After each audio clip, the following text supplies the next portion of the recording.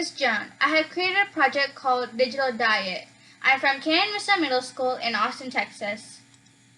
Screen addiction. Screen addiction plays a major role in your physical and mental health. Screen addiction is a behavior that has negative outcomes when we use too much technology during our day. 30% of people around the world are addicted to technology. About 66% of children ages 2 to 8 are addicted to the screen. Screen addiction can cause mental health problems like stress, anxiety, sleep difficulties, and depression, which can affect many areas of student lives. If you watch the screen too much, it could also affect the child's body, such as obesity and poor bone health could affect the child's physical activities. COVID-19 impact on teens. The coronavirus has impacted us with physical health as fevers, coughs, and other symptoms. Coronavirus also impacted our addiction on phones, TV, laptops, and other tech items which make us addicted to the screen. Screen addiction can lead to more serious problems in children everywhere. A tween's average daily media use is about 6 hours. A teen's average daily media use is about 9 hours. I surveyed parents, 40 responses, and wanted to see how they feel are some addiction problems for their child, and to know from parents how to support their children to feel happier and more comfortable around everything and to enjoy more time outside than inside their phone. This made me develop an app called DigitalDiet using the MIT App Inventor. In this, the students need to answer a set of questions and the counselors can check their answers to understand the condition of their student. This is my app, DigitalDiet. In the very first page, there's 3 buttons. The Let's Start button is for students. The Counselor Login is for counselors, and Parents Login for parents. When the student clicks the Let's Start button, they will be leaded to the first page of the survey. The first page will ask if they get angry when their parents take their phone away from them, or if they ask their parents for their phone.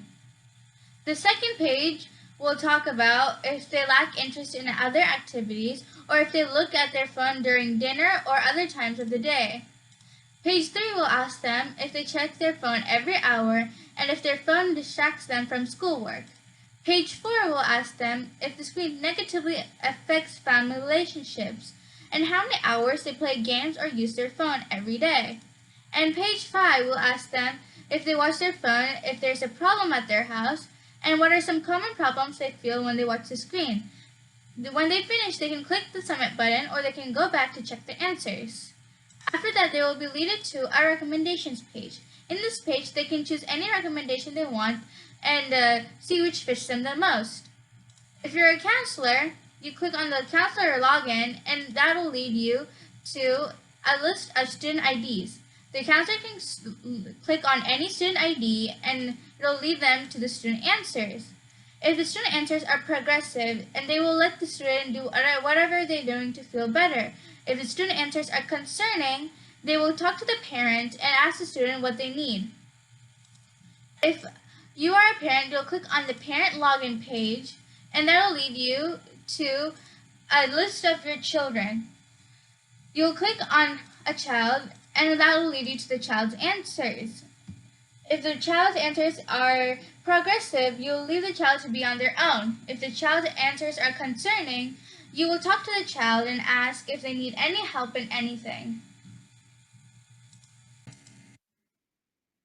What are some possible actions counselors and parents can take? If the counselor notices that the student is getting worse in their addiction, the counselors can discuss the problems of the student with the parents. If more students have moderate impact of screen addiction, they can talk to the school authorities and arrange programs to help the kids, like teaching them about screen addiction. If the kids have a mild impact on screen addiction, parents can talk with them and monitor them regularly if they're improving or worsening. As a screen addiction plays a major role in academic activity, it's important that parents, counselors, and staff should focus on screen addiction for students.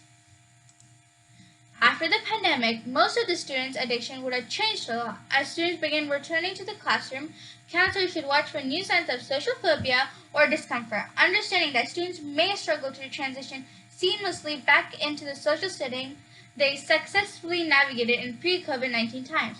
With so much going on, it may be hard for parents to promptly spot signs of distress, but school education and student counselors can spot and act on a warning sign in time by using this app regularly. Thank you.